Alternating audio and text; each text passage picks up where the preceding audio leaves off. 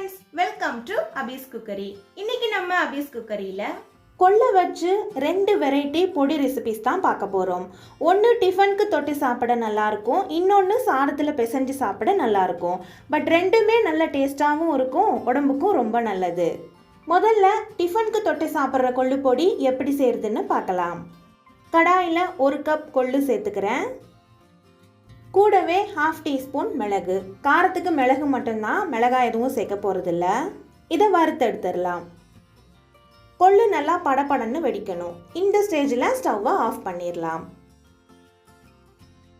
இப்போ இருக்கிற இந்த சூட்லையே தேவையான அளவு உப்பு சேர்த்து நல்லா கலந்து விட்டுட்டு ஆற விட்டுடலாம். ஆறுனதுக்கு அப்புறம் மிக்ஸி ஜாரில் சேர்த்துடலாம். அவ்வளோதான், நல்லா அரைச்சி எடுத்தாச்சு. பருப்பு பொடி மாதிரி ரொம்ப நைஸாக அரையாது, கொஞ்சம் ரவையாக தான் இருக்கும். அவ்வளோதான், கொள்ளு பொடி சூப்பராக ரெடி ஆயிடுச்சு.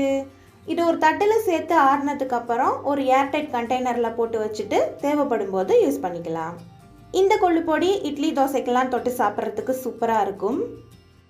கூடவே நல்லெண்ணெய் ஊற்றி மிக்ஸ் பண்ணிவிட்டு தோசையில் தொட்டு சாப்பிட்டா ஆஹா செம்மையாக இருக்கும். சட்னி சாம்பாரே தேவையில்லை, அவ்வளோ சூப்பராக இருக்கும். அடுத்து சாதத்தில் பிசைஞ்சு சாப்பிட்ற கொள்ளு பொடி ரெடி பண்ணுறதுக்கு 1 கப் கொள்ளு, கூடவே 1 கப் பருப்பு, 1/2 டீஸ்பூன் மிளகு. காரம் ஜாஸ்தி வேணும்னா 1 டீஸ்பூன் மிளகு சேர்த்துக்கோங்க. எல்லாத்தையும் வறுத்து எடுத்துக்கலாம். இதுவும் முதல்ல பண்ண மாதிரி தான். கொள்ளு படபடன்னு நல்லா வெடிக்க ஆரம்பித்ததும் ஸ்டவ்வை ஆஃப் பண்ணிடலாம். இந்த சூட்லையே தேவையான அளவு உப்பு சேர்த்து நல்லா கலந்து விட்டுட்டு ஆற விட்டுடலாம். பொடி பண்ணுறதுக்கு முன்னாடி கூடவே 1 டீஸ்பூன் சுக்கு பொடி சேர்த்துருக்கேன். எல்லாத்தையும் மிக்ஸி ஜாரில் சேர்த்துடலாம்.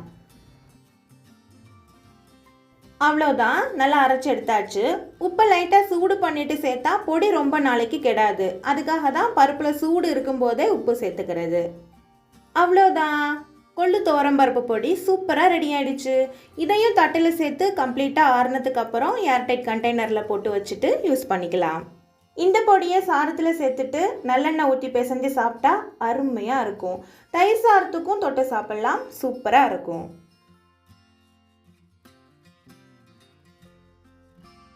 கண்டிப்பாக இந்த ரெசிபியை நீங்களும் உங்கள் வீட்டில் ட்ரை பண்ணி பாருங்கள். இந்த வீடியோ உங்களுக்கு பிடிச்சிருந்தா லைக் பண்ணுங்கள், ஷேர் பண்ணுங்கள், கமெண்ட் பண்ணுங்கள். மறக்காமல் அபீஸ் குக்கரிக்கு சப்ஸ்கிரைப் பண்ணி சப்போர்ட் பண்ணுங்கள்.